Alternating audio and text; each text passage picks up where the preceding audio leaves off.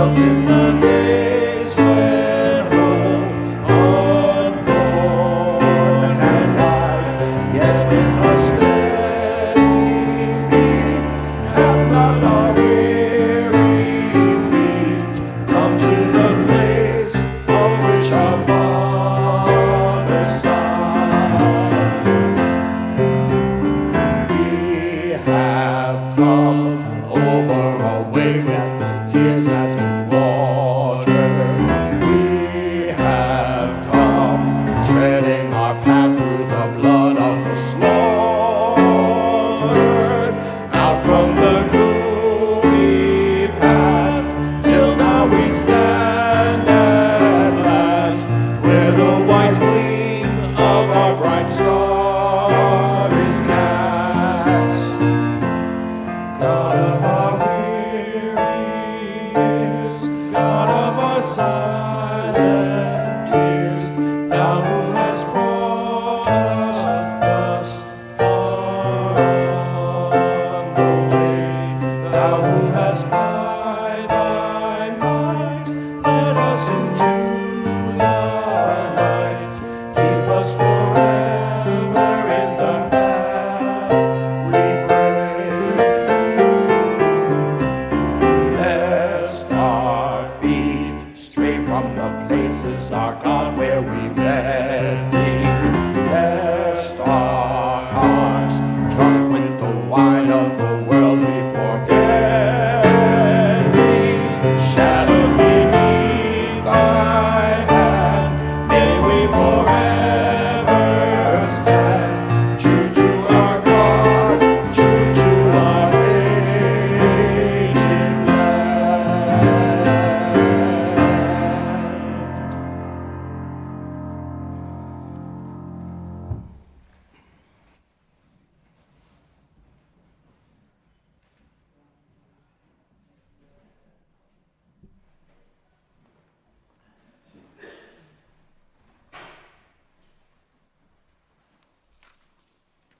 Whoever you are, wherever you come from, whatever age, ability, history, identity, gender, or sexual orientation, you are welcome to bring your full self here to this place where we nurture connections and empower action. Good morning. I am Nina Cookjohn. My pronouns are she and her, and it is a joy to serve this community as a liturgist. We're grateful to have Will Hilton and Steve Crooks as our hymn leaders, and Michael Gilch, our guest pianist. If you haven't already, please put your phones in worship mode. Today's worship leader is Wendy McNeil. Wendy McNeil is a leader in our congregation and a longtime resident of her beloved township of Montclair. She first came to our congregation in the mid-'80s when she was the only single and childless person who volunteered as a teacher in the religious education program. She left the U after Reverend Baker's departure, but returned in 2018. Reverend Scott and Reverend Anya, who are excited that Wendy McNeil is leading this Sunday service, will return next Sunday. If you are new or have any questions, please find one of our greeters wearing red stoles. For those with children, ask a greeter about the Child Creative Engagement Toolkit in the Hanley Welcome Center.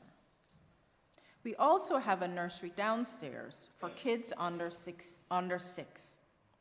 Our greeters are here to help you connect and find your way. Our service today invites us to practice repair in the form of reparation. We live stream our services. While we cannot guarantee that you are not caught on camera, it is our intention to focus our cameras on our worship leaders. If you desire a camera-free zone, please see a greeter who will escort you there. Let us now reach out to a few folks near us and offer them welcome and love.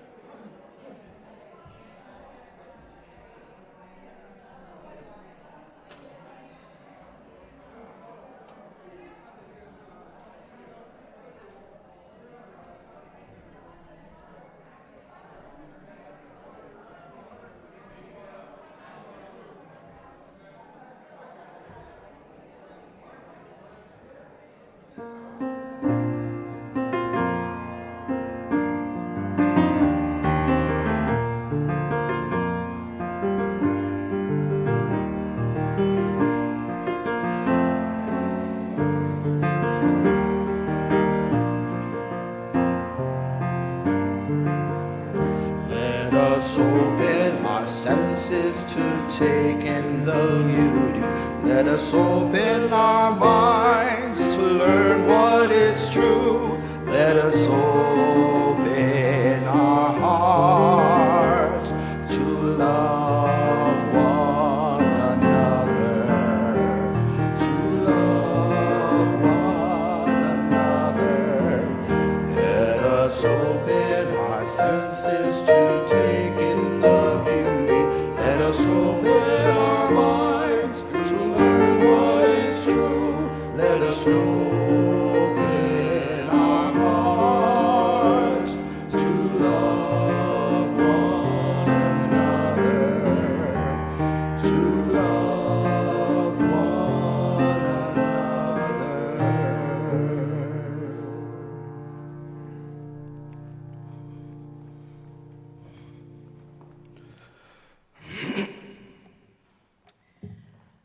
The times stay challenging, and our society urgently needs repair.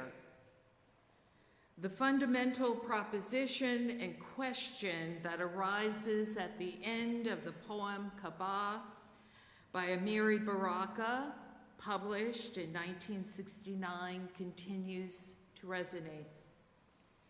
We need magic now. We need the spells to rise up, return, destroy, and create. What will be the magic words? What will be the magic words? Let's begin with these sacred words from the book Goodnight Racism by Ibrahim X. Kendi. And this is the time for all ages. Outside the window, peeking down from the night sky, the moon watches over us. She sees kids smiling at dinner tables and yawning in their beds. But some kids do not have food, do not have beds because of unfair rules and unjust treatment. The moon sees all kids, whoever they are, wherever they are, and shines her light on them.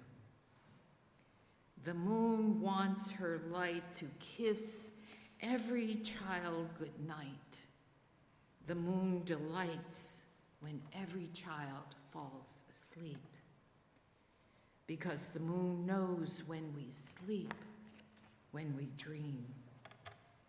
When we dream, we imagine what is possible, what the world can be, and the moon glows a little brighter, whispering, "Dream, my child, imagine, my child, a new world, a new future awaits. A world where all people are safe no matter how they look, how they worship, or how they love. A world where all kids have the same chance to have peace, to have joy, to have a childhood. A world where all people breathe fresh air and have what they need to feed their minds and bodies. A world where our rules open doors, open minds, and create equity and justice for all. Dream, my child. Create, my child. A new world, a new future awaits. Good night, unfair rules. Good night, injustice, inequality. Good night, hate. Good night, hurt. Good night, racism.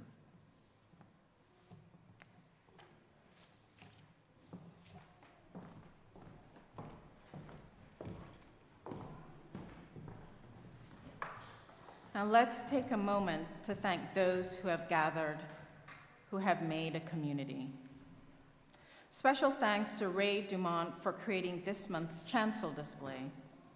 And let's celebrate with applause, hoots of joy of any form, those who are making this gathering possible. Our custodian, greeters, ushers, teachers, Connection Cafe facilitators, and worship leaders. Thank you.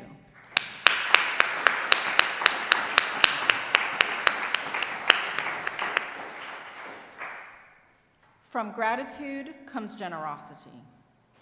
Did you know it costs more than $13,000 a week to fund UU Montclair's operations? Yet, we still find ways to share. Today, we honor our longtime commitment to the Montclair Emergency Services to Hope by giving the totality of our offering to their purpose. Montclair Emergency Services for Hope, or MESH, distributes meals to their guests Monday through Saturday. MESH also opens their doors during heat waves and provides respite during the winter chill. This can be done because care partners like the U share the load by providing the meals that are distributed. For the last months, over 60 meals a night are given out. Thank you in advance for your generosity so that we can continue to be part of the effort to address the needs of our neighbors.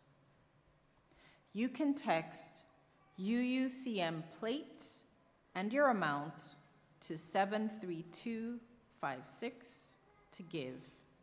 Mail us a check with plate in the memo, or simply place your gift in the offering basket. And community, please know that all of your gifts are worthy and they are all received with love. Ushers, please come forward.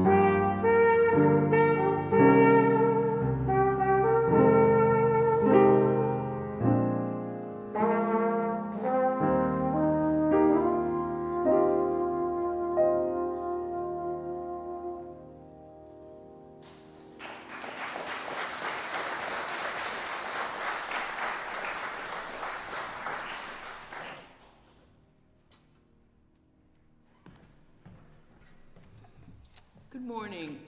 My name is Katie Ulett. I'm a member of the pastoral care team.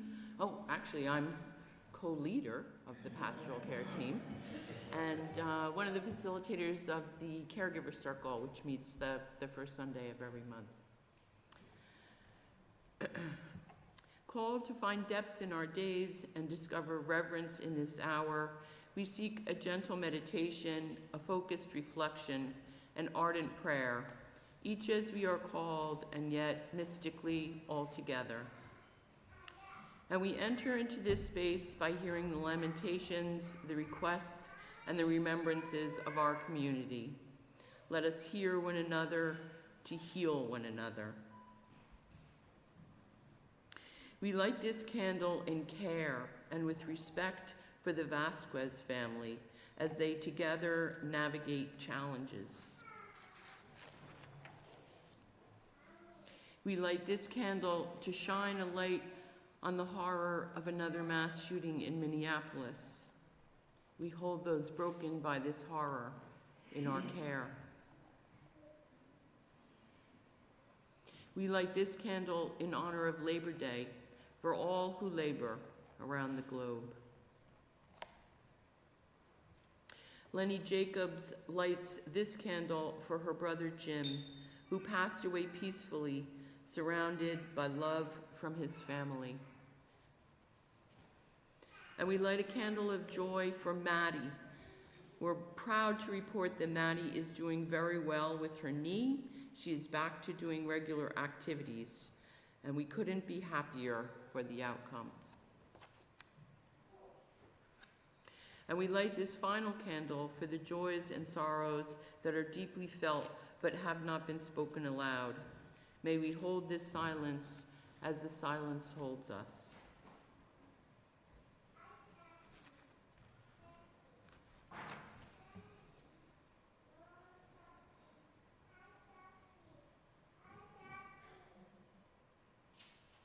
May our listening inspire acts of love. I'll be sharing a prayer by the Reverend Kathleen McTeague. Our service today invites us into an intimate relationship with the sins of the past and the present. This prayer invites us to extend that intimate relationship to the ancestors, and to those ancestors especially who worked for justice and love, as we are called to work for justice and love today.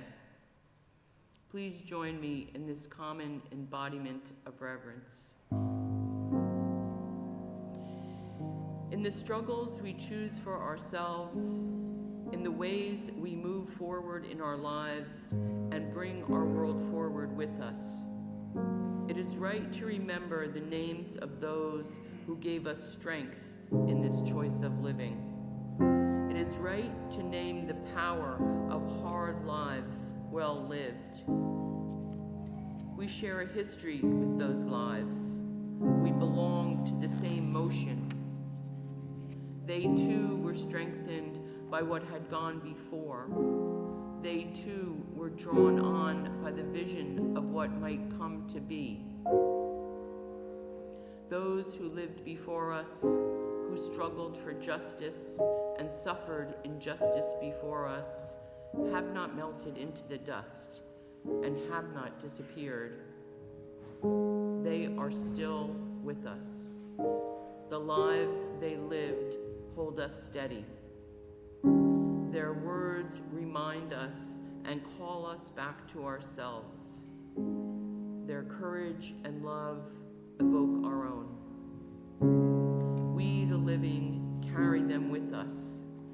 We are their voices, their hands, and their hearts. We take them with us, and with them choose the deeper path of living. With gratitude to the ancestors. Amen.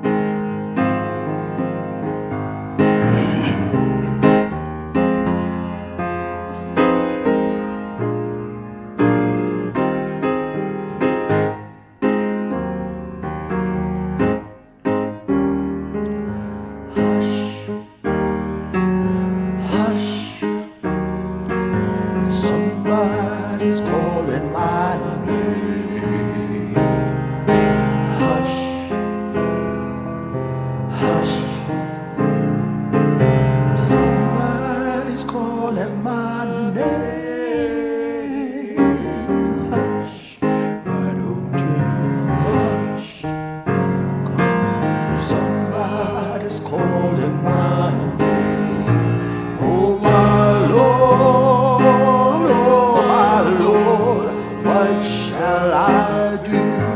What shall I do?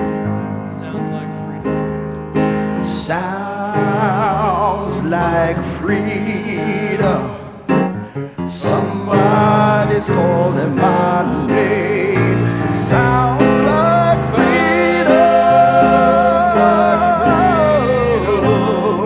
Somebody's calling my name. Sounds like freedom. Somebody's calling my name. Oh my Lord, oh my Lord, what shall I do? What shall I do? Like justice. Sounds like justice. Somebody's calling my name. Sounds like justice. Somebody's calling my name. Sounds like justice. Somebody's calling my name. Oh my Lord, oh my Lord, what shall I do? What shall I do? Soon one morning, death come creeping in my room. Soon one morning, death come creeping in my room. Soon one morning, death's come creeping in my room. Oh my Lord, oh my Lord, what shall I do? What shall I do? I'm so glad. I'm so glad. Trouble don't last always. Said I'm so glad, so glad. Trouble don't last always. I'm so glad. I'm so glad. Trouble don't last always. Oh my Lord, oh my Lord, what shall I do? What shall I do? Oh my Lord, what shall I do? What shall I do? What shall I do? What shall I do?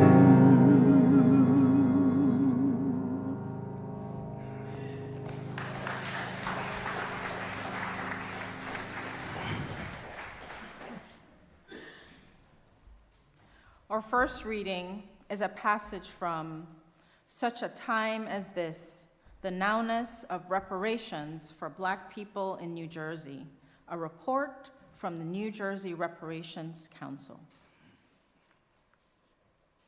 The writer, James Baldwin's unflinching commitment to truth-telling made him one of America's greatest patriots. He never wavered in his courage to face the facts of America's original sin and the torturous legacies that the nation had bequeathed to generations yet unborn. A Harlem native, Baldwin confronted systemic racism in New Jersey and later described it as a coming-of-age experience. In 1955, Baldwin wrote, "I learned in New Jersey that to be a Negro meant precisely that one was never looked at, but was simply at the mercy of the reflexes the color of one's skin caused in other people. This experience produced in him an awareness of a constant rage in his blood that he knew he would never shake. Countless Black New Jerseyans have lost their health, well-being, and in too many cases, their lives to this toxic and chronic stress of that constant rage. Our second reading is from the prophet Jeremiah, chapter 8, verses 20 to 22. The harvest is past, the summer is ended, and we are not saved. I mourn, and dismay has taken hold on me. Is there no balm in Gilead?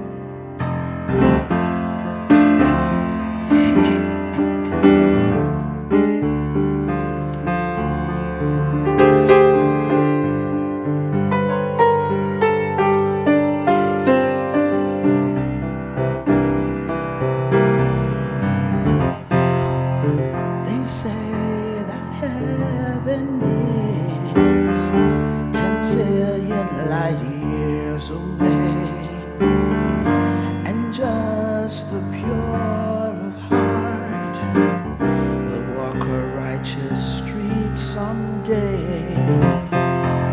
Say that heaven is 10 zillion light years away. But if there is a God, we need him now. Where is your God? That's what my friends ask me, and I say it's taking him so long, 'cause we've got so far to come.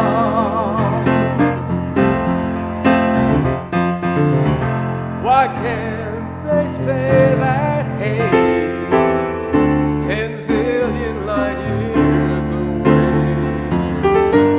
Why can't the light of good shine God's love in every soul? Why must my color black make me less of a man? I thought this world was made for every man. He loves us all. That's what my God tells me.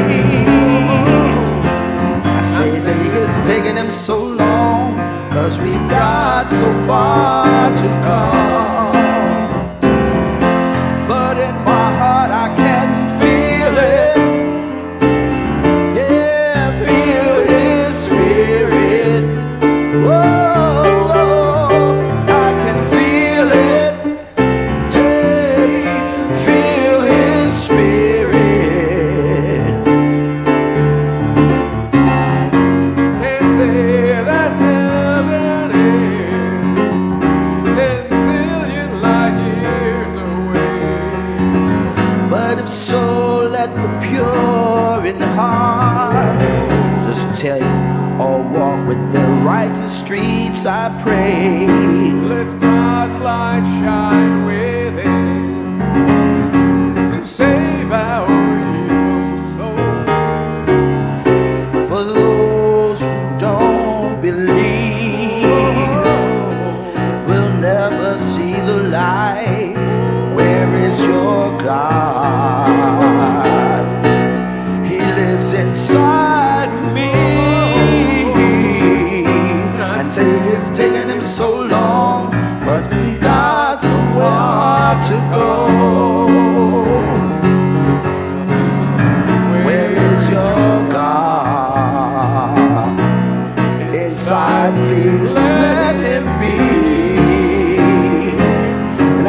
it's taking him so long, 'cause we've got so far to come. But if you open your heart, hey, you can feel it. Yeah, feel this spirit.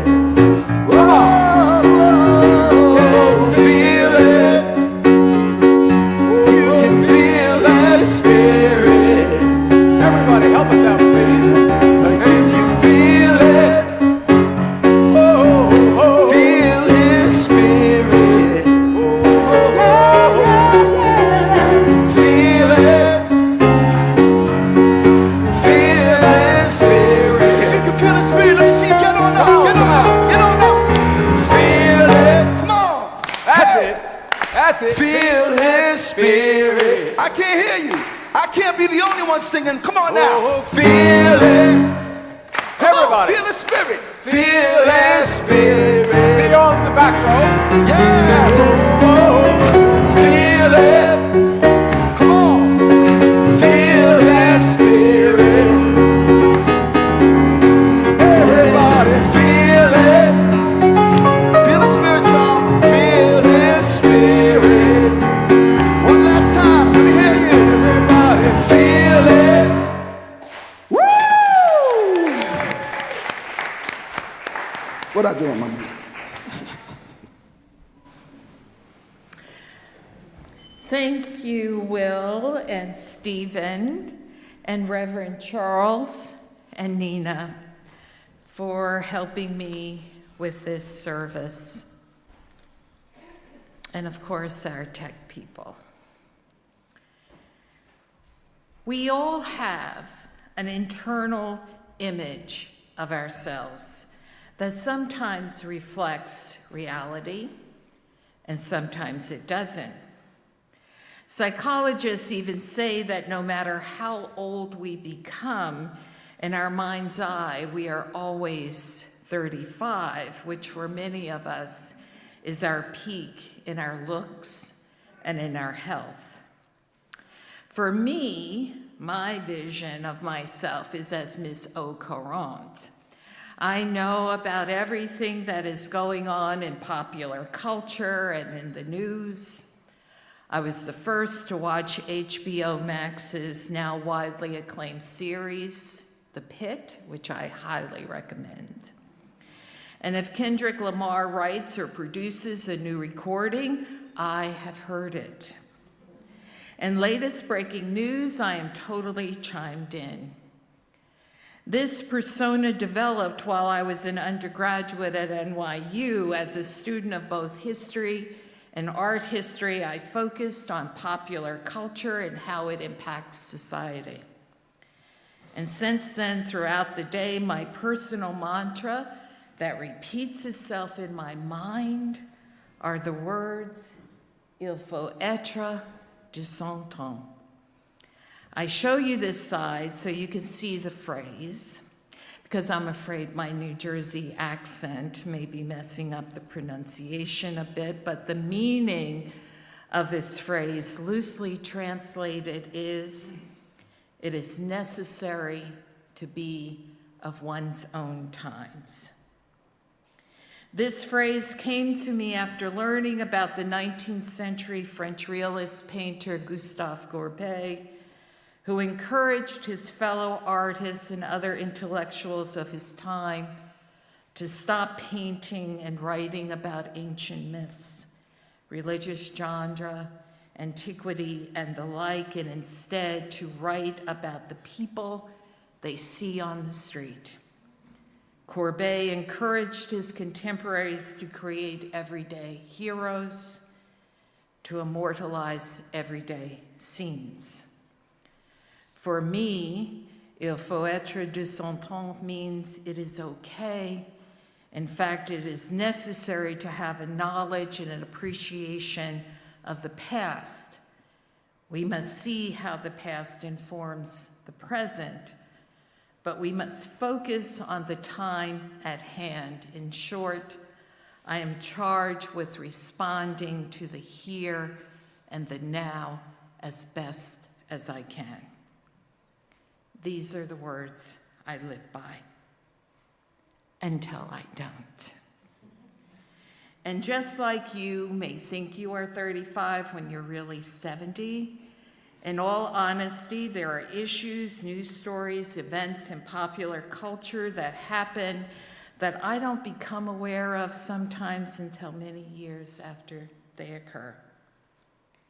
And surprisingly, as the daughter of two parents who were refugees from the brutality of America's version of apartheid, the Jim Crow South, I was not aware of reparations until several years after the 2019 hearing by the House Judiciary Committee on H.R. 40. This was the federal legislation designed to establish a countrywide commission to address reparations for the descendants of slaves. But when I finally did wake up to the idea of reparations, I learned a great deal about why it is so important and why it is so important that it happens now. And it is this knowledge that I want to share with you today. One of the first things I learned about reparations is that it is a long word with a very simple meaning: repair. That is all it means, repair. But repair what? One of the best pieces of policy that the United States created was in June 1944, the GI Bill. It provides veterans with funds for college education, unemployment insurance, and housing. My father was a veteran of World War II. He is buried in the Brigadier General William C. Doyle Memorial Cemetery in Central Jersey. But because of discriminatory practices, my father could not access any of those funds. The GI Bill did move many white men and women and their families forward in terms of accessing housing, education, and other components of the American dream. But Black veterans were left behind. And it wasn't until the Vietnam War when all Black veterans were finally able to fully access the benefits of the GI Bill. And that was close to 20 years after the bill was enacted. In 1935, the Social Security Act was passed. FDR, to get the Southern Democrats to vote for the bill, had to eliminate certain job categories, specifically domestic service workers and agricultural laborers. As a result, 65 to 70% of the Black workforce did not receive Social Security. Imagine. Social Security is a safety net. It has been shown to help older people who can no longer work because of their age stay out of poverty.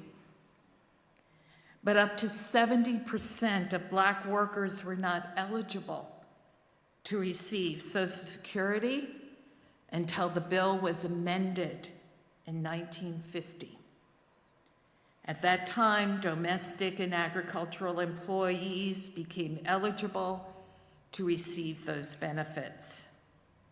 And yes, there were white people in those job categories, but it was estimated at approximately 20 to 25% of whites were excluded versus 65 to 70% of Black people.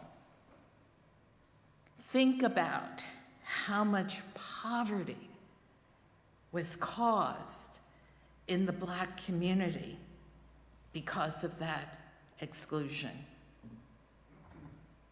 I was born and raised in the great city of Newark, New Jersey, and I am really proud of that. And now for over 35 years, I have lived in Montclair, but wherever you live in New Jersey, you know it is a state in need of social repair. New Jersey is one of the top 5 richest states in the country. It's the 3rd most educated. The average white person in the state has assets valued at over $300,000. The average Black or brown person has as little as $22,000. The Black maternal mortality rate is nearly 7 times higher than that of a white woman. A Black baby is over 3 times more likely than a white baby to die before its first birthday. And New Jersey has the 6th most segregated school districts in this country. My fellow UUs, that puts us up there with Arkansas, Mississippi, and Alabama. And this is not something we should be proud of. I want to end by telling you a story about a specific white family from Morristown, New Jersey. I tell you this story because we have been hearing people like Julian Michaels, the president, Speaker Johnson, say that only 2% of white people were involved in the slave trade. How could there possibly be an impact with only 2%? Why do we need reparations if so few white Americans, only 2%, were involved? I want to briefly answer those questions by telling you about a Morristown, New Jersey family, the Cullis family. Now, Cullis is spelled C-O-L-L-E-S, if you want to look them up. They are Irish, and we know that sometimes Irish surnames are not necessarily pronounced the way they are spelled. It is pronounced Cullis.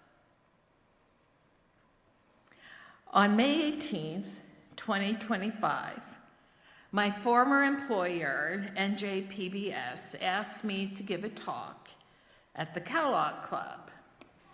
The Kellogg Club is in a beautiful, mostly 19th century mansion in Morristown, and you can see the beautiful landscape behind, and I'm standing in the main room in this beautiful mansion. I spoke about NJPBS, and then after me came this brilliant historian, Kate McCabe, who taught history in public schools. And we must applaud her because she is a great documenter and truth teller. And she doesn't care if her research is going to make white people feel bad or uncomfortable. And you know we are really concerned about how our U.S. history is making white people feel. So I want to acknowledge Ms. McCabe and thank her for her outstanding research. James Cullis, and could we have the next slide, please? Was of Irish Protestant ancestry, of aristocratic stock. So when he came to the United States back in the early 1700s, he was already rich. So this isn't a rags to riches story, this is a riches to riches story. He was the son of the mayor of Kilkenny. He married a wealthy Dutch woman of New York. And one way he made his money was by investing in slave ships. He would get a percentage of the total cargo, the cargo. His son, James Cullis, also, James Cullis, and that's him when he was very young, and the picture at the bottom was him as he aged, married a Jersey girl, Henrietta Augusta Wetmore, and moved to Morristown. A historian at the Merchant Marine Academy described Cullis as having charisma, being full of self-confidence, accustomed to life of privilege, and unceasing in his pursuit of wealth. He was also a defender of slavery and used the enslaved as collateral for bank loans. His daughter, Frances Cullis, married a man by the name of Taylor Johnston. And here he is. They are now so wealthy, this family, that they become part of what the Astors called the 400, that elite group of families in New York that created what we now know of as the Gilded Age. And like so many of the super wealthy of the time, they amassed a huge art collection. John Taylor Johnson, along with some of his wealthy friends, purchased a building at 1000 Fifth Avenue. In that building, they put their art collections. The building with art that was purchased by the money inherited by the daughter of James Cullis, who got his money in large part from using the enslaved as collateral for bank loans, and whose father invested in slave ships. This building became the Metropolitan Museum of Art. And John Taylor Johnston became the first president of the Metropolitan Museum of Art. And James Cullis's daughter, Frances, her American art collection, which is estimated at having been 6,000 pieces, became the basis for the American Wing collection at the Met, which happens to be one of my favorite spots at the Met. Mike Johnson, Donald Trump, Julian Michaels, and all the rest on the right are correct in saying that only 2% of Americans owned slaves, but look at the reach of that 2%. In 2022, the descendants of the Cullis family had a reunion at the Metropolitan Museum of Art. Imagine being able to have your family reunion at the Met. And they could have their family reunion there because they feel they own the Met. But you know what? So do I. So does my family. So does my people. And I challenge you to name one institution in this country that was not touched by the blood of the enslaved. Reparations could include a cash payment, an apology, and the reform of institutions and laws impacted by systemic racism. It could be the final chapter in the long civil rights movement. We all know what Martin Luther King Jr. said about fighting injustice. Injustice anywhere is a threat to justice everywhere. And if we follow King's thinking, it is therefore possible through reparations to make life better and more equal, not only for New Jersey's Black citizens, but for all citizens. And if we right the wrongs of federal laws, it could make it better for everyone in this country. So join me in fighting for reparations, for the repair needed, because it is time. It is time.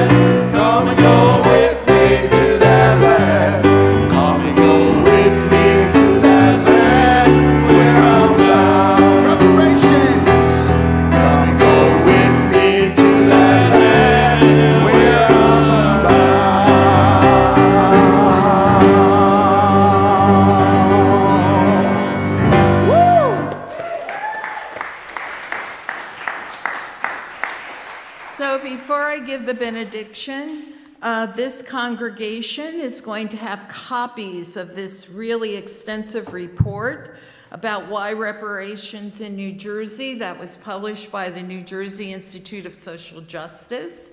And Reverend Anya invites us all to become part of the Faith Alliance for Reparation Task Force. So if you want any information on that, please contact Reverend Anya.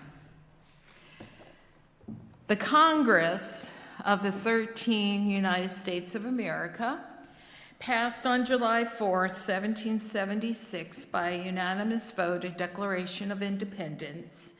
It read in part, "We hold these truths to be self-evident, that all men are created equal, that they are endowed by their Creator with certain unalienable rights, that among these are life, liberty, and the pursuit of happiness.